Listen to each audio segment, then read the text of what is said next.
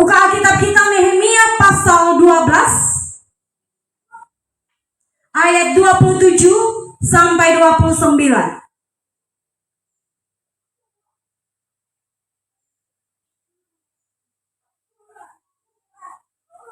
Sekali lagi, Nehemia 12 ayat 27 sampai 29.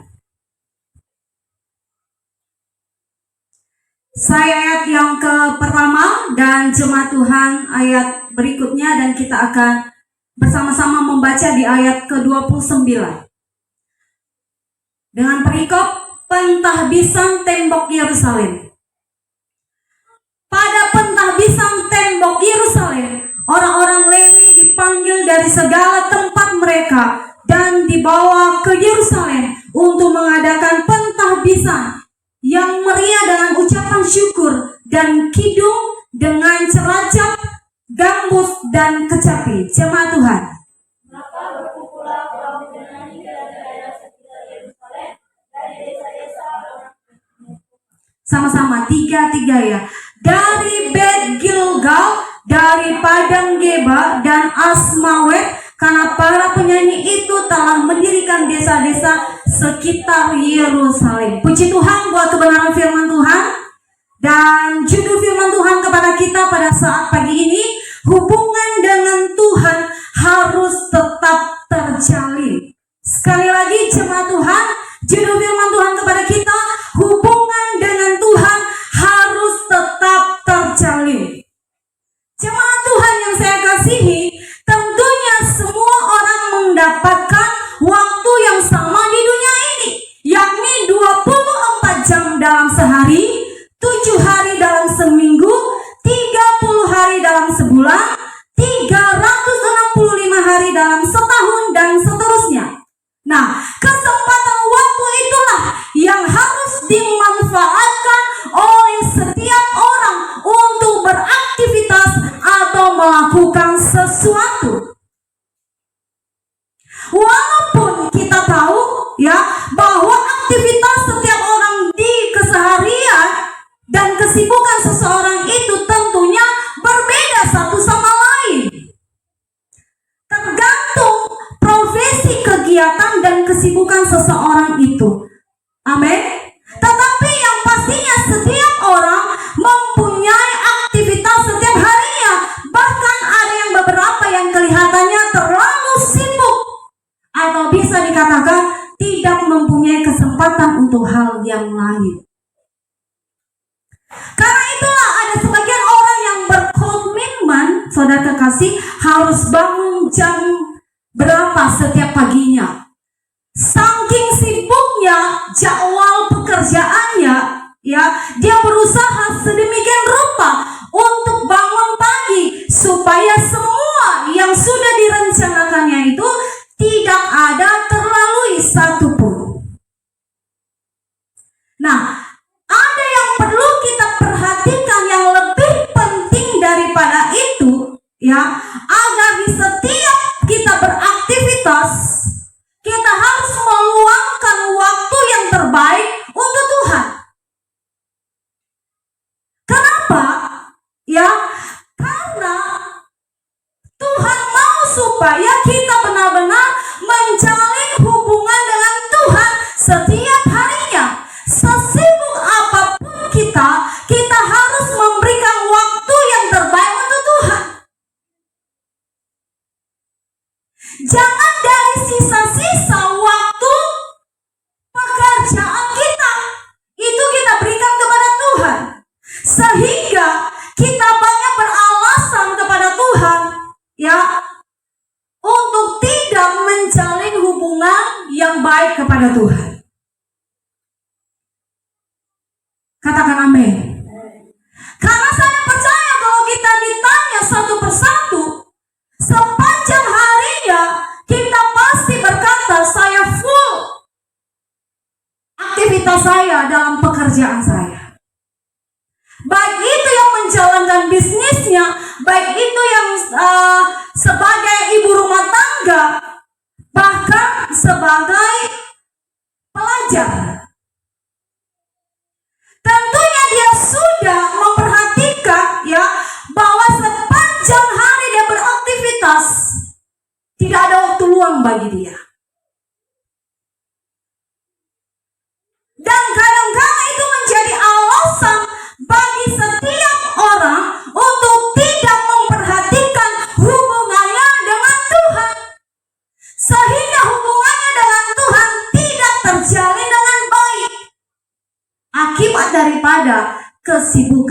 setiap harinya.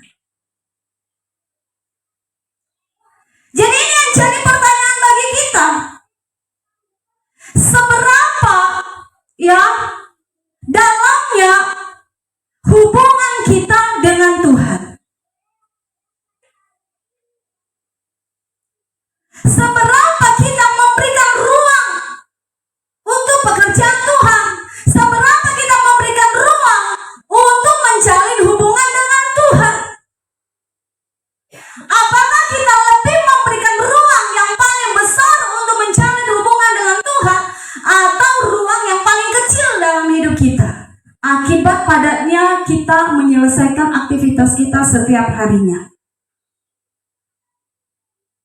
Apakah kita hanya memberikan waktu-waktu sisa kita kepada Tuhan? Seberapa intimkah hubungan kita dengan Tuhan?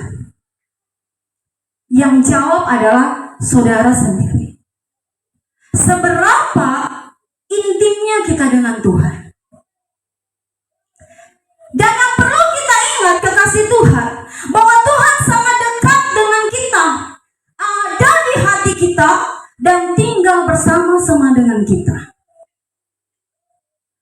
Sebegitulah dekat Tuhan kepada saya dan kepada saudara. Dan Tuhan mau supaya kita benar-benar ya menjalin hubungan yang baik kepada Tuhan.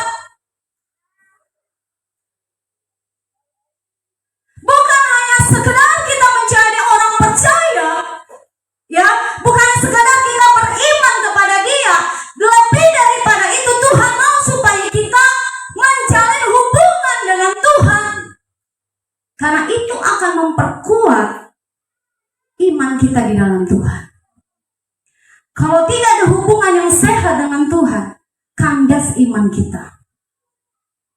Makanya firman Tuhan berkata 2 Korintus 6 ayat 16, apakah hubungan baik Allah dengan berhala?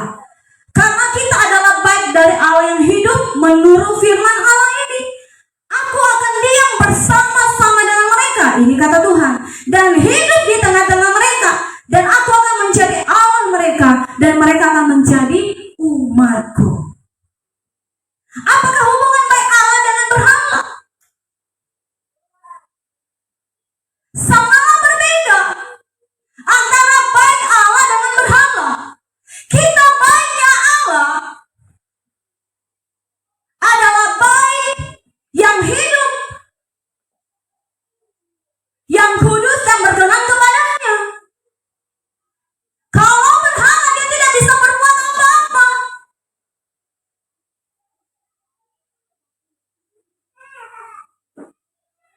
Karena dia tidak memiliki kehidupan.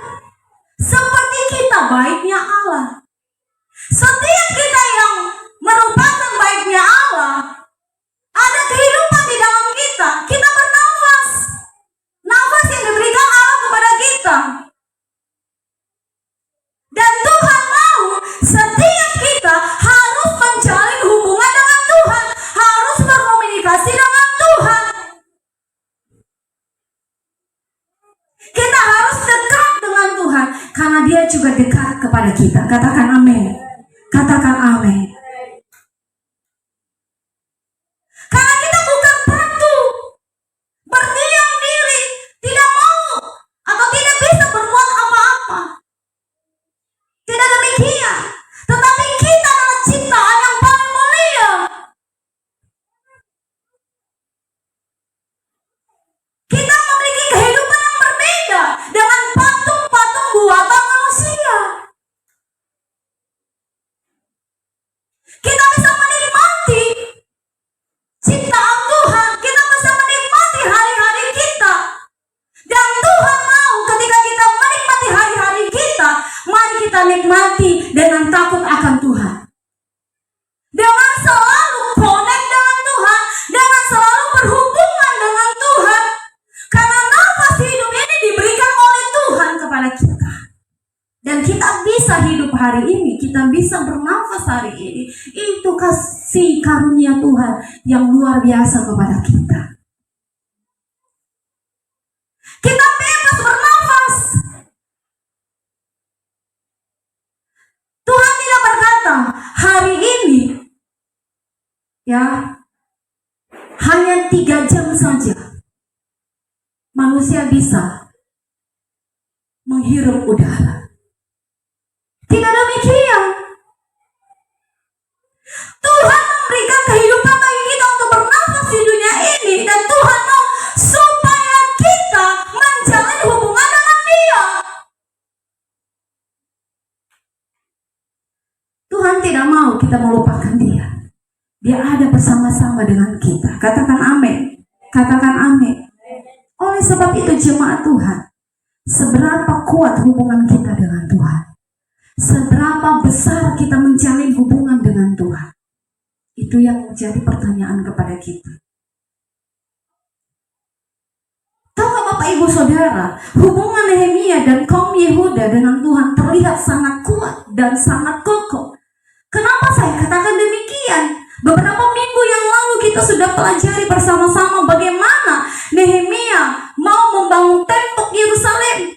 Dia mendapat perlawanan dari orang-orang yang tidak setuju dengan dia untuk membangun tembok Yerusalem. Itu bisa kita temukan Nehemia pasal 2. Bahkan tuduhan-tuduhan palsu yang dilontarkan kepada Nehemia. Pada minggu yang lalu kita sudah belajar di pasal ke-6. Tetapi Nehemia tetap menjalankan pembangunan tembok Yerusalem sampai dengan selesai. Dia menyelesaikannya dengan excellent. Nehemia tidak terganggu dengan ancaman. Nehemia tidak terganggu dengan aniaya yang harus dia dapat. Nehemia tidak terganggu dengan adanya tantangan, baik dari orang-orang yang tidak mendukung dia maupun dengan sahabatnya sendiri. Kenapa Nehemia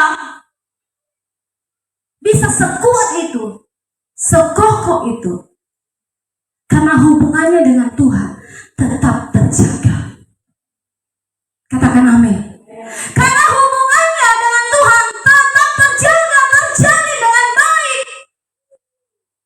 Sepanjang dia berniat untuk membangun tembok Yerusalem, ketika dia bertemu dengan raja, dia berdoa, dia menjalin hubungannya dengan Tuhan. Dia tidak mengandalkan kekuatannya. Dia percaya bahwa Tuhan berkenan kepada dia karena dia membangun tembok Yerusalem. Karena itu adalah kehendak Tuhan kepada dia. Sehingga dalam perjalanan dia membangun tembok Yerusalem, tantangan ada, tantangan ada. Tuduhan ada, tuduhan ada. Mereka mau merusak nama baik daripada Nehemia. Tetapi Nehemia mengandalkan Tuhan. Amin. Nehemia mengandalkan Tuhan. Karena dia terus terhubung kepada Tuhan yang memberikan kekuatan kepadanya di saat dia lemah, di saat dia dapat tantangan, ancaman. Tuhan tidak membiarkan Nehemia. Dan Tuhan mau demikian kita juga jemaat Tuhan, supaya setiap harinya, sesibuk apapun kita harus menjalin hubungan dengan Tuhan. Katakan amin. Maka kita akan kuat menghadapi setiap tantangan hidup, setiap masalah yang datang kepada kita. Makanya kita akan belajar lebih dalam lagi. Poin kita yang pertama, hubungan kita dengan Tuhan harus seperti benang emas. Tahukah Bapak Ibu Saudara, sulaman benang emas biasanya dipakai untuk menghiasi kain-kain tenun, menghiasi taplak meja, sarung bantal, dan spray dan sebagainya. Sulaman emas itulah yang memberi hiasan, dan mempunyai khas tersendiri dari motif yang telah disulam, yang memakai benang emas tersebut, sehingga motifnya terlihat indah dan bernilai. Di daerah kita kan ada kain tenun, dan setiap tenunan-tenunan itu memberikan khas tersendiri, Oh, ini tenun dari rote, ini tenun dari sabu. Jadi itu memberikan nilai tersendiri khas daripada tenun itu.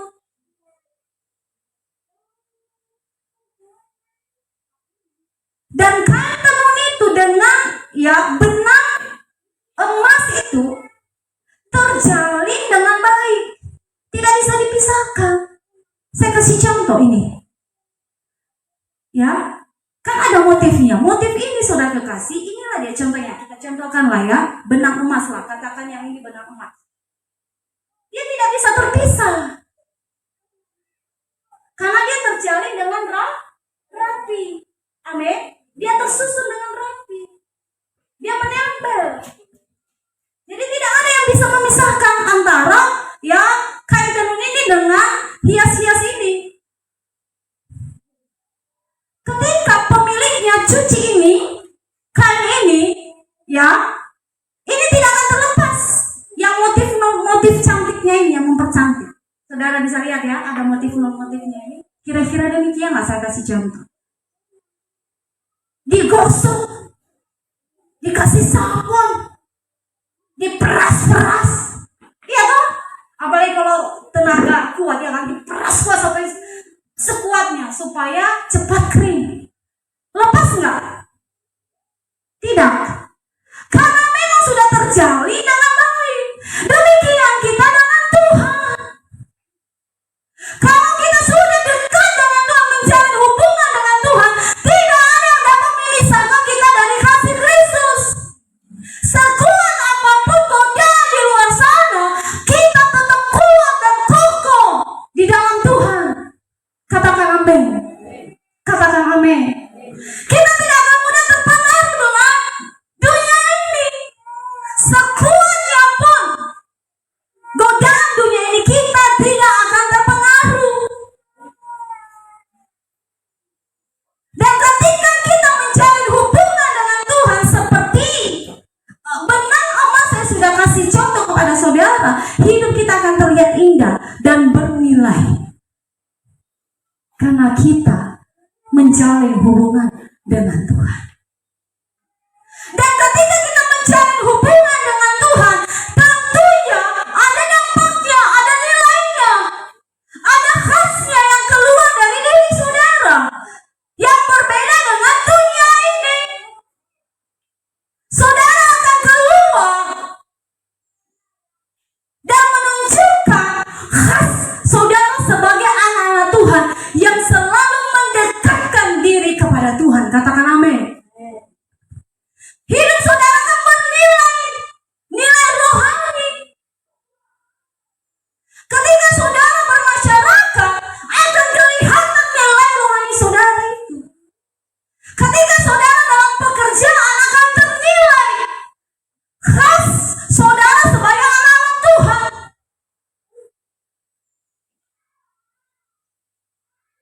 Ketika saudara di sekolah menempuh pendidikan, akan menunjukkan nilai khas saudara sebagai orang-orang yang dekat dengan Tuhan. Saudara akan menunjukkan bagaimana saudara hidup sebagai anak-anak yang terus menjalin hubungan dengan Tuhan. Itu ada dampaknya, ada nilainya. Kelihatan dari keseharian hidup saudara. Amin. Amin. Saudara menunjukkan kejujuran, Saudara menunjukkan kepatuhan. Dan saudara tidak munafik. Kenapa? Di gereja saudara rohani, di luar sana saudara rohani juga. Itu tidak munafik. Tapi kebanyakan di gereja mereka rohani, di luar sana mereka aman. Itu tidak menunjukkan nilai rohani mereka. Sekalipun gambarannya terlihat bahwa mereka sedang berhubungan dengan Tuhan. Mereka sedang beribadah kepada Tuhan. Tapi kita lihat, kalau di luar sana mereka tidak menunjukkan khas pribadi mereka sebagai anak-anak Tuhan. Itu tidak ada artinya. Katakan amin. Katakan amin.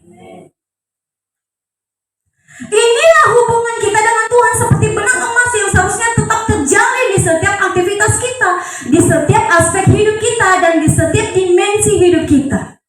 Sebab hidup kita adalah milik Kristus. Katakan amin. Katakan amin. Sehingga setiap menit, bahkan setiap saat, dapat kita hidupi kemuliaan Tuhan. Kita buka Alkitab kita. 1 Korintus 10 ayat 31.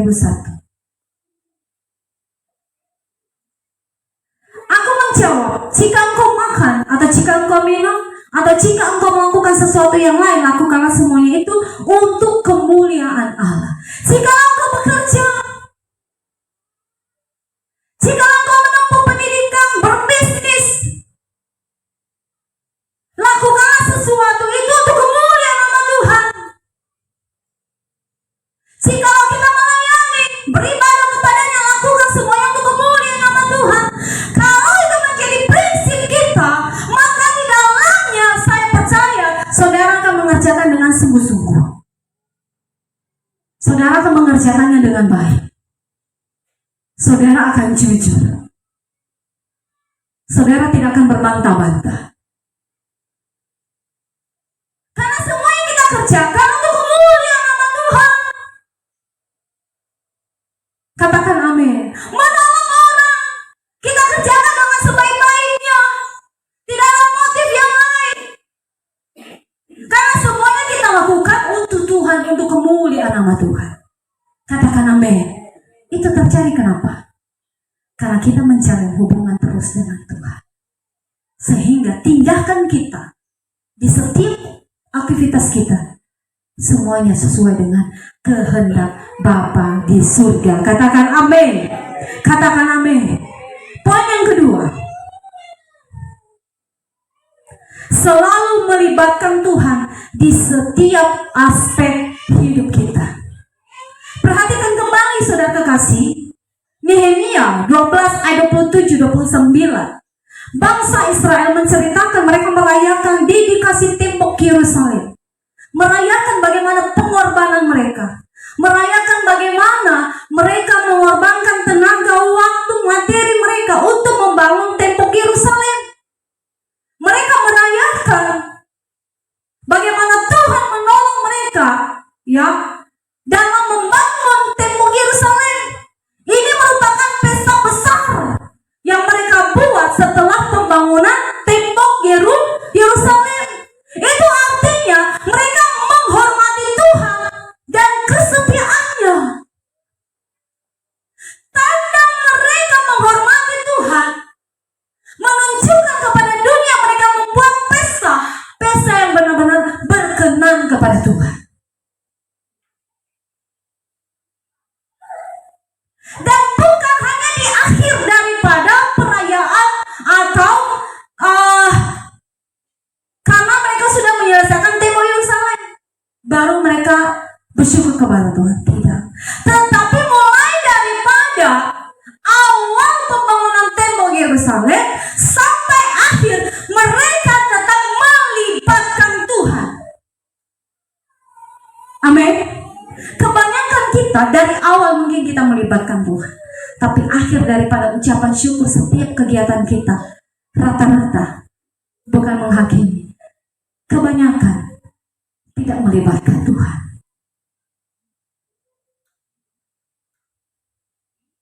Ini contoh bagi kita bagaimana mereka melibatkan Tuhan di setiap kehidupan mereka, di setiap aktivitas mereka.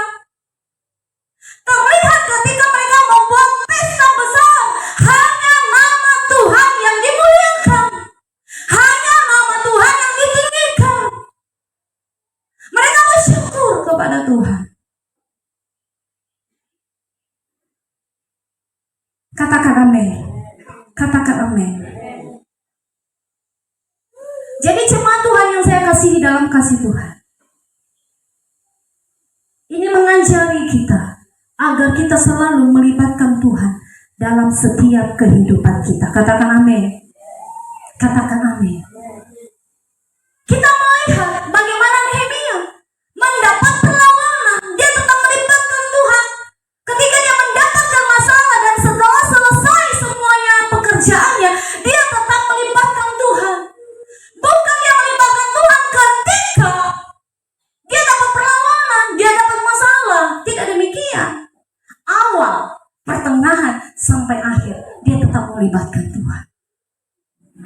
Katakan amin. Katakan amin. Jadi jemaat Tuhan, ya, jangan hanya ada masalah atau pergumulan hidup baru kita melibatkan Tuhan. Sedangkan jika hidup kita baik-baik saja, pekerjaan kita baik-baik saja, bisnis kita baik-baik saja, pendidikan kita baik-baik saja, kesehatan kita baik-baik saja, finansial kita baik-baik saja, kita jadi lupa Tuhan. Keadaan rumah tangga kita baik-baik saja, kita jadi lupa Tuhan.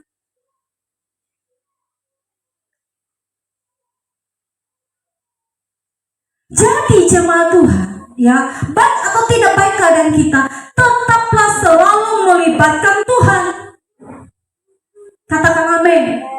Katakan amin. Karena melibatkan Tuhan adalah sebuah kebiasaan yang harus kita bangun, bukan hanya di saat-saat tertentu saja, bukan hanya waktu keadaan kita baik-baik saja, bukan hanya waktu keadaan buruk, tetapi setiap waktu, setiap saat kita harus benar-benar membangun hubungan kita dengan Tuhan setiap harinya. Katakan amin. Katakan amin. Kenapa kita harus menjalin hubungan dengan Tuhan? Kenapa kita harus melibatkan Tuhan di setiap aspek hidup kita? Sebab kita tahu bahwa kita adalah manusia yang terbatas. Kita terbatas. Sehebat-hebatnya manusia, manusia tersebut terbatas. Makanya dia butuh melibatkan Tuhan di setiap aktivitasnya. Firman Tuhan berkata, terkutuklah orang yang mengandalkan kekuatannya, tetapi berbahagialah orang yang mengandalkan kekuatan Tuhan. Katakan amin. Seberapa kita di sini mengandalkan Tuhan dalam hidup kita, mengandalkan Tuhan dalam setiap aspek hidup kita, mengandalkan Tuhan dari setiap aktivitas kita.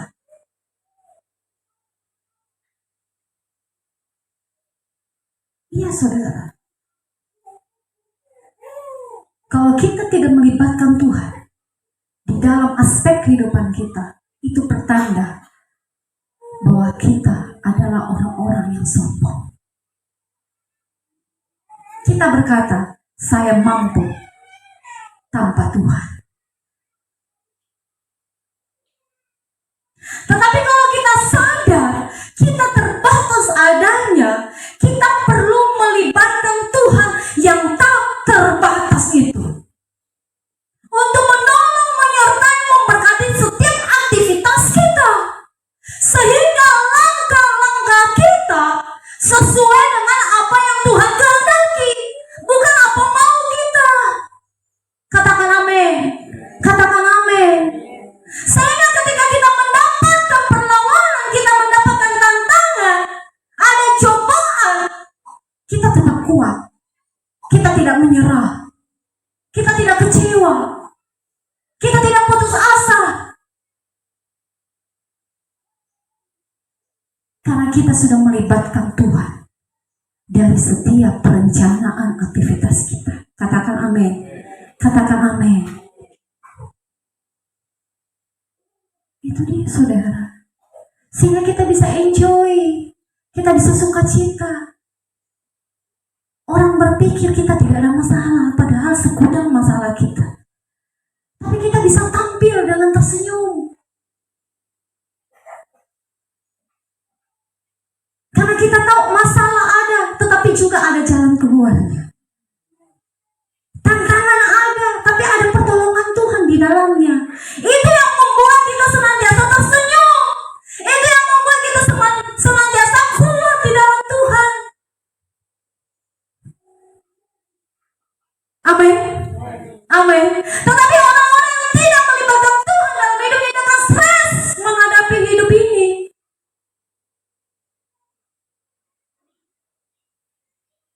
Dia akan stres menghadapi masalahnya. Tapi bagi kita bisa bersuka cita karena Tuhan. Kita bisa bersuka cita karena Tuhan. Kalau saya tanya satu persatu, ada masalah, ada masalah, ada masalah, ada masalah. Pasti saudara berkata ada masalah. Siapa di dunia yang tidak ada masalah? Pendeta kah dia? Majelis kah dia? Orang kaya pun kalau kelihatannya untuk finansial oke-oke saja, dia punya masalah juga. Tidak ada satupun yang hidup di dunia ini yang berkata dia tidak punya masalah. Anak-anak kecil pun punya masalah. Iya, ketika dia lapar kan masalah bagi dia. Makanya dia menangis. Apalagi terlambat datang bubur. Iya toh? Iya saudara. Tetapi kita kuat menghadapinya. Kita tegar menghadapinya. Karena kita yang melibatkan Tuhan. Kita bisa tersenyum di dalam kesedihan kita. Kita bisa bangkit dari keterpurukan kita. Kita bisa berdiri tegak menghadapi setiap masalah yang datang. Kenapa? Karena kita melibatkan Tuhan dalam hidup kita. Katakan amin. Katakan amin.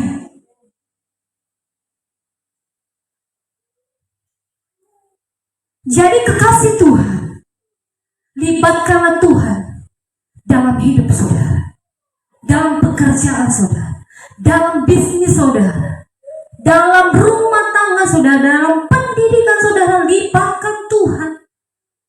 Jangan kita lupakan itu. Mendekatlah kepadanya. Amin. Karena tentunya orang-orang yang melibatkan Tuhan di setiap aspek hidupnya tidak akan mau menikmati hidup di bawah pengaruh duniawi.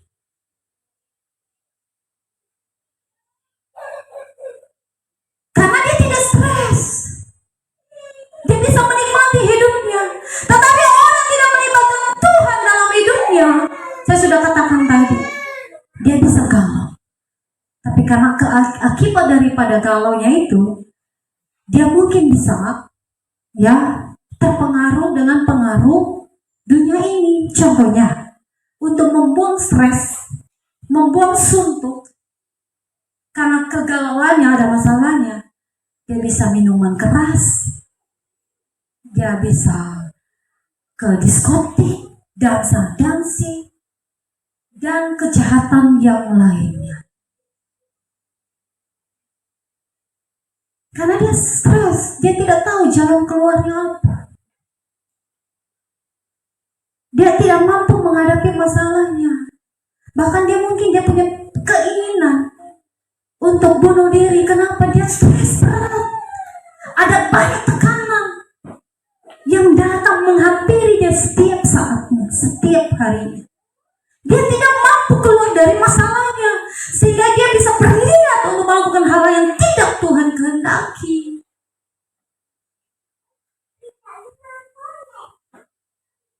Karena dia tidak melibatkan Tuhan dalam hidupnya. Tapi bagi orang-orang yang melibatkan Tuhan dalam hidupnya, sekali lagi saya mau katakan, dia enjoy, dia tidak stres. Karena dia tahu, dia punya Tuhan yang hidup dan berkuasa, yang mampu mengeluarkan dia dari persoalan hidupnya, yang mampu memberikan hikmat kepadanya untuk bisa dia menghadapi masalahnya. Ada kekuatan daripada Tuhan yang memampukan kita untuk tegar, berdiri teguh.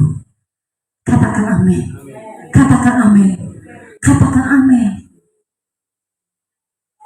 Untuk itu jemaat Tuhan, mari kita melibatkan Tuhan dalam setiap kegiatan kita, dalam setiap aktivitas kita, karena Dialah sandaran kita untuk hidup. Katakan amin. Katakan amin. Apapun profesi kita, apapun pekerjaan kita, andalkan Tuhan selalu. Dan ketika kita andalkan Tuhan, melibatkan Tuhan, yang pastinya kita menaati Tuhan. dan hidup penuh dengan ucapan syukur. Nehemia dan kaumnya, mereka mengadakan pesta.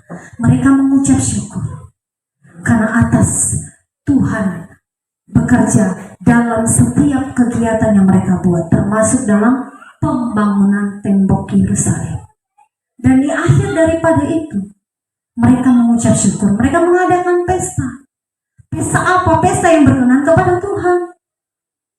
Kita sudah membacanya, saya ulang kepada kita.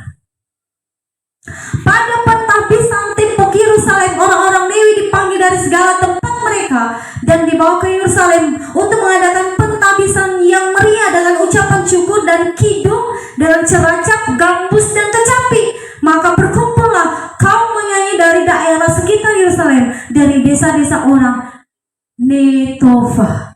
Jadi mereka merayakan pesta dengan nyanyian-nyanyian kepada Tuhan. Bukan merayakan pesta dengan mabuk-mabukan, dengan pesta pura. Tidak. Karena mereka tahu mereka bisa mengakhiri pembangunan tembok Yerusalem karena Tuhan. Dan mereka membuat pesta untuk menghormati Tuhan, mengagungkan kebesarannya, bahwa Tuhan menyertai mereka, bahwa Tuhan menolong mereka sampai mereka menyelesaikan tembok Yerusalem.